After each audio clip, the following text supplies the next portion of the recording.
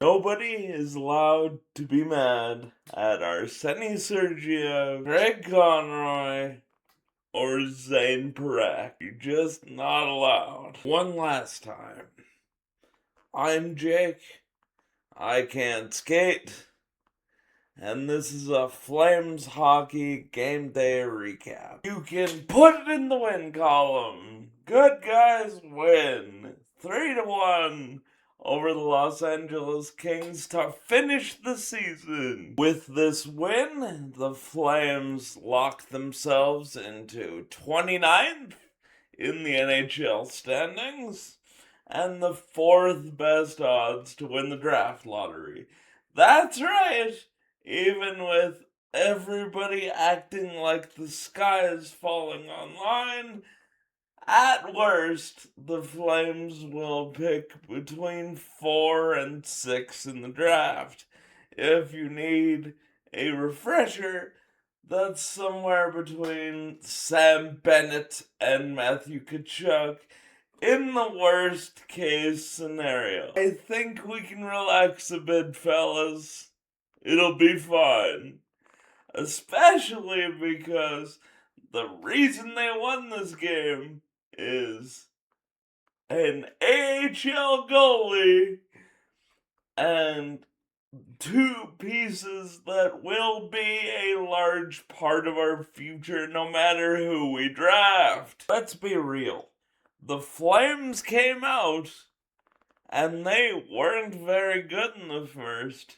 And they had a goalie behind them who found out he was going to play 12 hours before when Devin Cooley woke up unbelievably sick.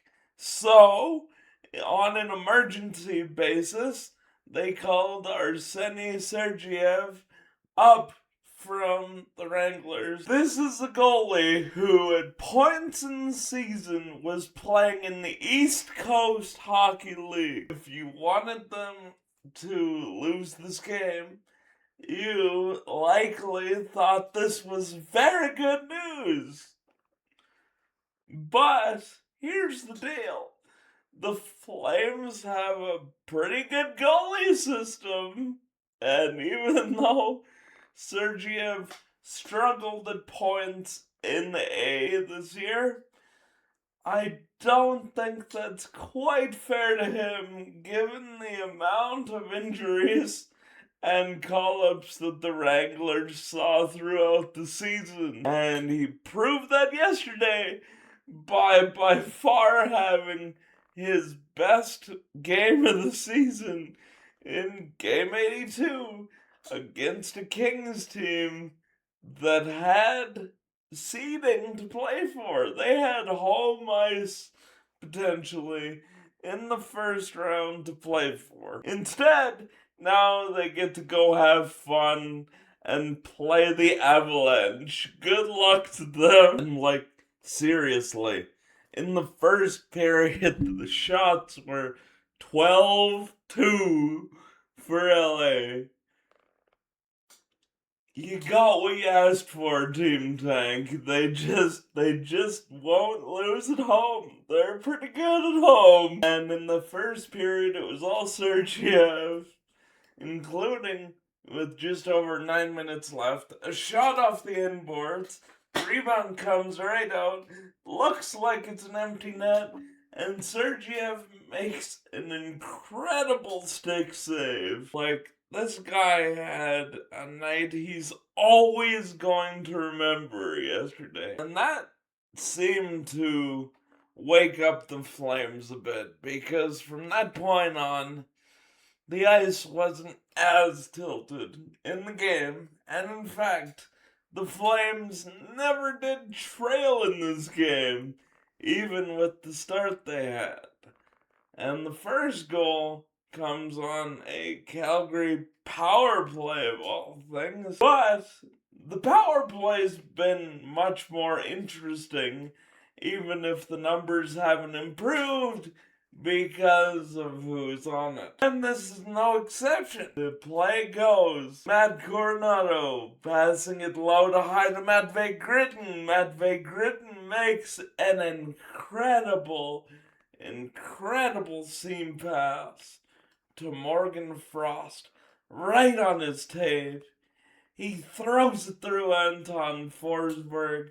If the power play next year is Gritton, Coronado, Frost, Parekh, and whoever else you want to put there, sign me up. That'll be fun to watch. That first lead doesn't last long, however, as a counterattack by the Kings pays dividends almost a minute later, as it's Alex Laferriere screaming into the zone, does a lap, or most of one, gets it in front of Trevor Moore, who taps it across to Quinn Byfield, who has an empty net to put it by Arseny Sergeev, and the game is tied. The third period is fairly even, but once again, the Flames youth decide it's gonna take over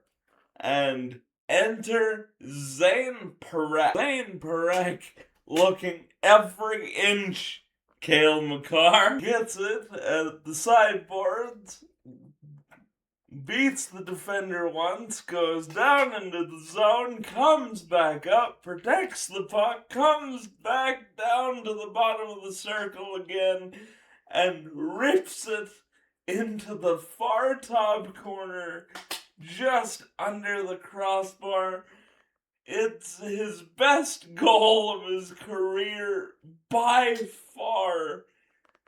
It's a little bit of magic, and I can't wait to see this guy after a year. This guy's not going back to the A like some of you were suggesting earlier. This guy is your number one defenseman, and it's not close. He scores this goal, he plays 22 minutes, and he's a +2 in a 3-1 win. See you later. Good night. Zane Parekh. Magical. I also have to praise immediately Zach Whitecloud, who, after coming in for Rasmus Anderson, has arguably been a better fit on our defense than Ras was for big chunks of the season. He's not as offensively dynamic. We weren't expecting him to be, but he's been a perfect partner for Zane, and he had 2 assists, including on the empty netter, because the Flames never gave up the lead again. Joel Farabee, after hitting the post a minute and a half earlier, slides the puck into the empty net for his 20th. In a season where, for a while, people were asking whether the Flames would have one 20-goal scorer, they have 3.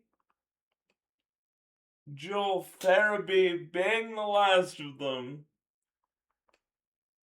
The Flames win 3-1. How can you not be excited about what's coming for this team? I am so excited. I'm gonna have more muted expectations to start next year, but I'm so excited. Yan Kuznetsov will be healthy. Zane Parekh will have confidence over the moon. Morgan Frost will try and be a 30-goal scorer next year. We're gonna have Matvey Gritton coming into his own, likely playing with whatever forward we draft, or we get to have a second dynamic offensive defenseman. We get Dustin Wolf starting his team-friendly franchise contract. I understand the want to have the highest draft pick possible, but if the worst case scenario is picking 6, I don't think you have much to complain about. Because the Flames can also move up from 4, you realize. They still have a roughly 10% chance of winning the lottery, not to mention the boatload of other picks behind the lottery pick. You might end up with some fancy footwork picking whoever you pick with the lottery pick, and then also picking the Ruck twins from Medicine Hat. That would be fantastic. This year, I thought things would be different, but I have nothing but high hopes for the direction of this team and what the youth has shown. And with that, I'm gonna take a few minutes to say thank you. On June 1st, last year, I decided to start this journey that I've thought about for a long time, as I've discussed with you before. And I learned a lot of things making these videos every game of the year. You can have an idea in your head of what your videos are going to look like, of the schedule you want to use to make them, of how much effort you have to put in to getting the videos out on time every single day. When this channel first started, my original idea was to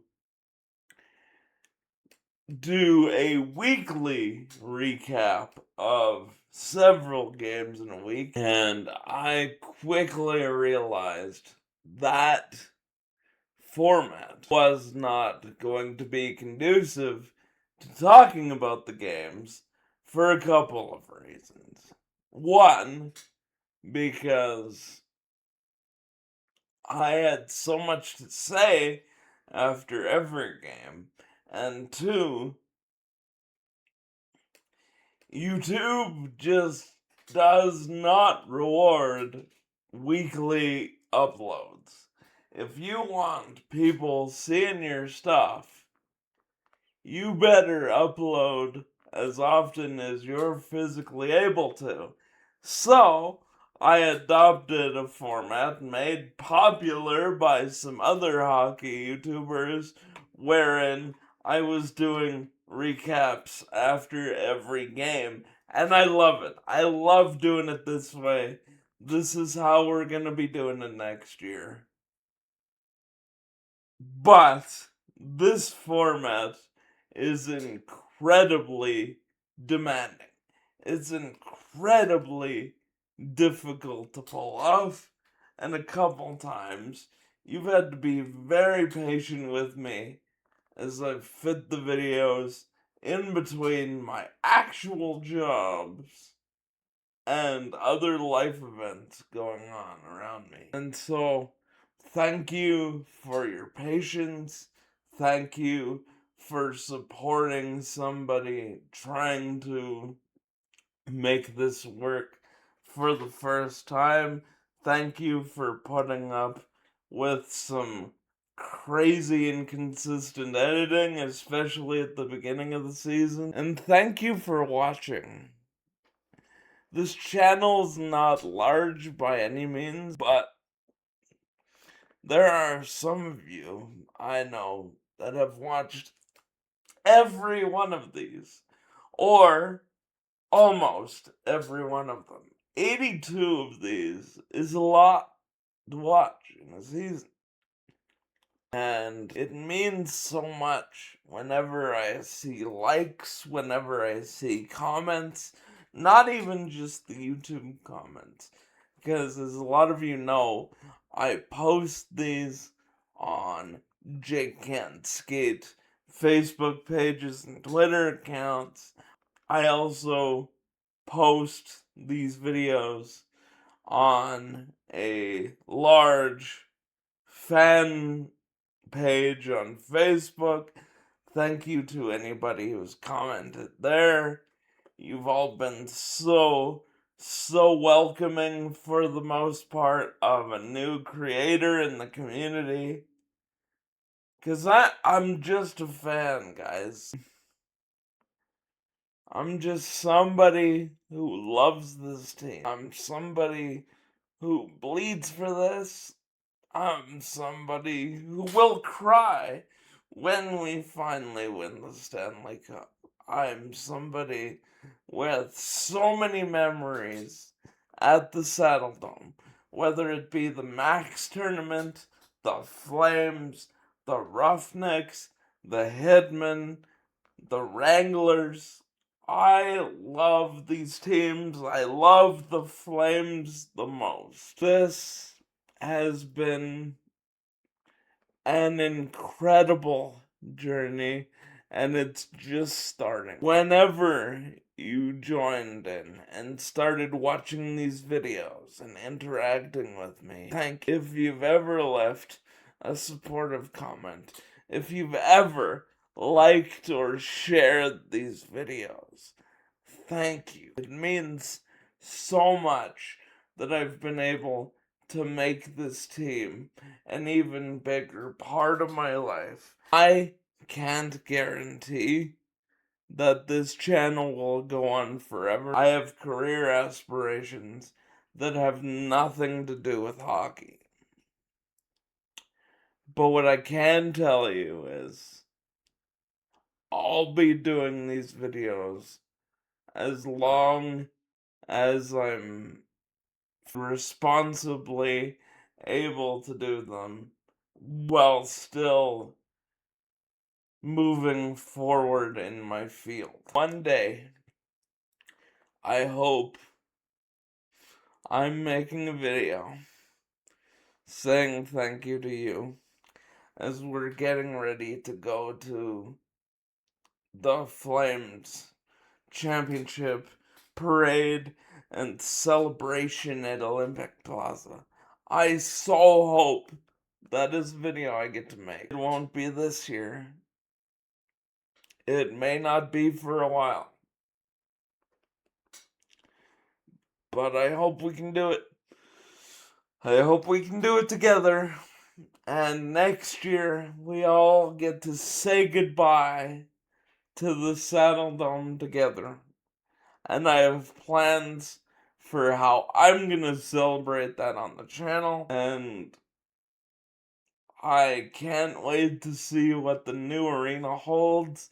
I'm one of those guys whenever I go who's tracking the progress every time I'm walking over to the Saddle Dome to the northeast entrance. So, once again, whether this is your first video or you've been watching me all season, thank you. Tell me what you thought of the game. Tell me what you thought of the season. Tell me what you think of the videos. Do all the YouTube things. Like, comment, share, and subscribe. I'll be doing draft previews as we move forward here. We'll probably be doing some talk after Garbage Bag Day today. I love doing this with you guys. And as always, go Flames.